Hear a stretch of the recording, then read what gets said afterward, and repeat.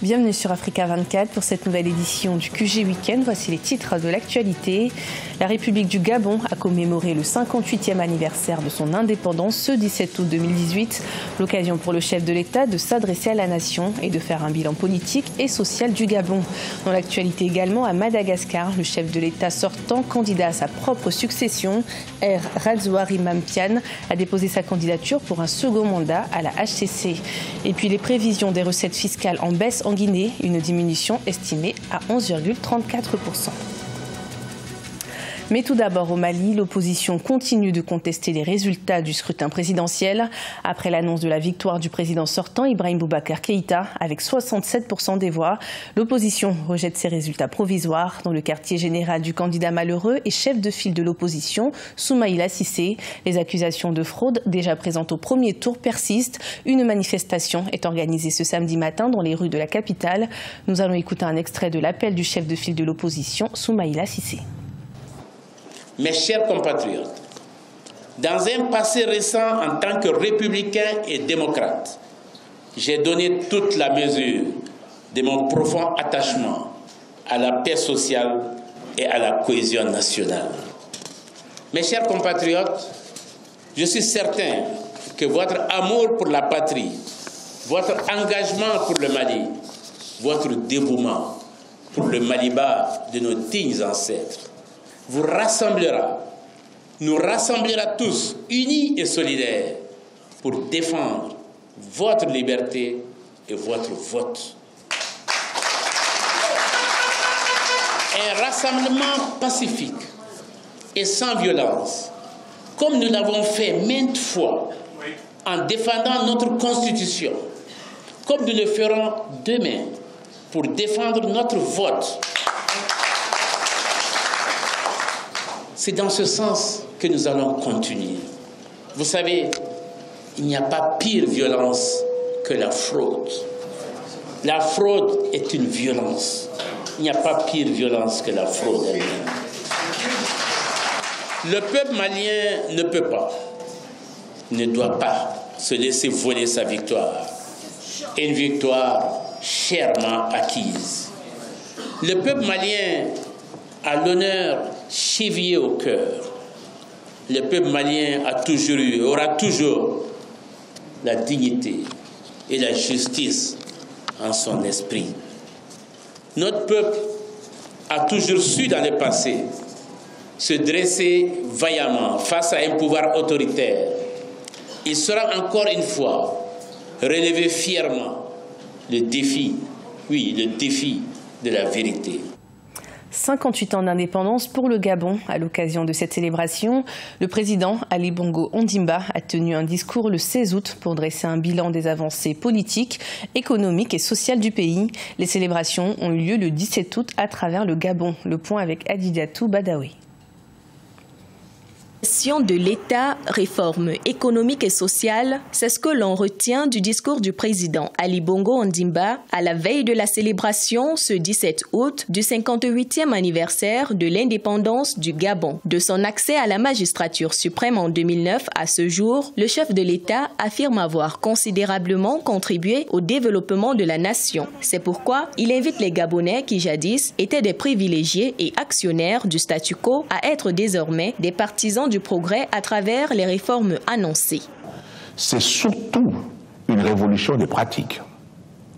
La bataille contre le gaspillage qui doit cesser, la lutte contre la corruption que je compte éradiquer, le combat contre la mauvaise gouvernance que j'entends stopper. Au mois de juillet 2018, le gouvernement gabonais a procédé à la réduction du personnel de l'administration publique, à la suppression des avantages de services indus des fonctionnaires et à la mise sous bon de caisse des agents publics. Des réformes impopulaires selon la société civile. Aujourd'hui, le bilan économique du Gabon reste mitigé. Tout sera fait pour atteindre nos objectifs, à savoir rééquilibrer nos finances publiques, relancer la croissance, pour créer encore plus d'emplois. Selon le président Ali Bongo Ondimba, ces réformes peuvent certes perturber le train de vie des Gabonais, mais elles s'avèrent nécessaires pour le bien-être des générations futures. Le président malgache Radzouri Mampian, candidat à sa propre succession, le chef de l'État a annoncé qu'il allait briguer un deuxième mandat lors de la présidentielle, prévu pour le 7 novembre et le 19 décembre en cas de deuxième tour. Les détails avec Fanny Mounichi. C'est la fin du suspense. Le président malgache Radzouri Mampian a annoncé ce vendredi qu'il serait bien candidat à un second mandat.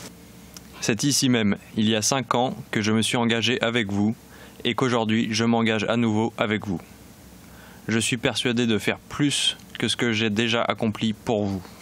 Cette annonce intervient alors que la Grande Île est secouée depuis le mois d'avril par une crise ouverte entre le chef de l'État et l'opposition. L'opposition qui avait occupé la place du 13 mai à Antananarivo pour réclamer sa démission. La situation s'est depuis apaisée, notamment avec la nomination du Premier ministre de consensus, Christian Tsey, et l'entrée d'opposants dans le gouvernement. C'est une décision réfléchie. Vous savez que la date limite pour déposer en fait la candidature, c'est le 21 août pour Madagascar. Donc il l'a fait aujourd'hui après avoir beaucoup réfléchi.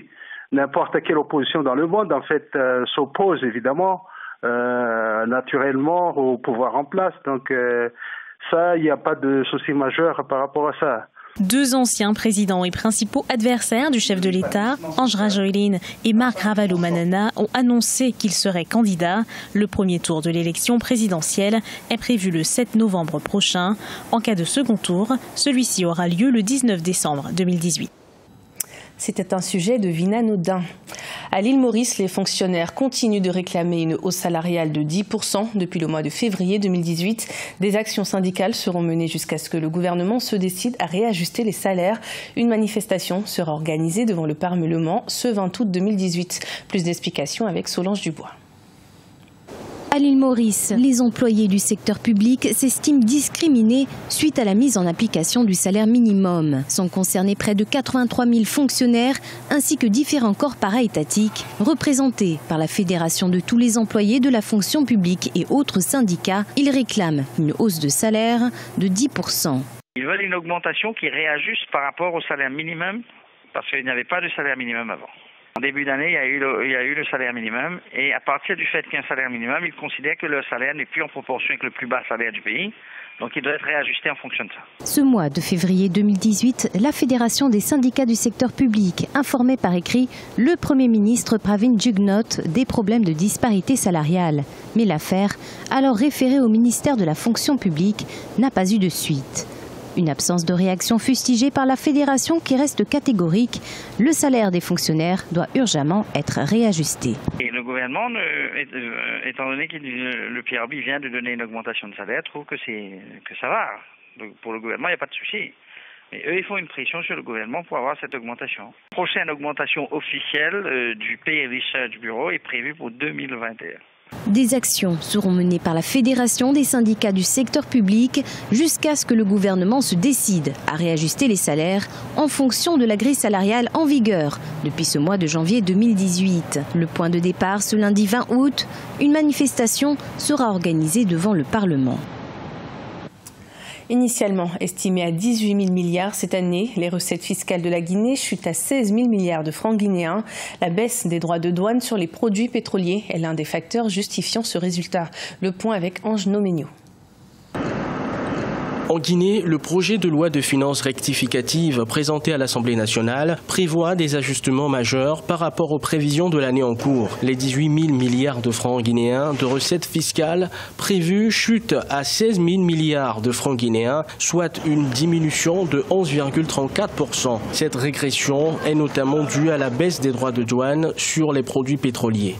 Cette baisse est consécutive à la hausse du prix du litre à la pompe de 8 000 à 10 000. Elle est consécutive à quoi encore? À la baisse de la quantité importée. Parce que tout simplement, on s'ajustait avant à la demande. Mais une fois que le prix est à 10 000, la quantité demandée ne sera plus comme avant. Parce que c'est l'effet coulage vers les pays voisins qui entraînait une grande quantité de demandes. Pour maintenir l'équilibre des droits de douane sur les produits pétroliers, un certain nombre de mesures doivent être prises par l'État guinéen.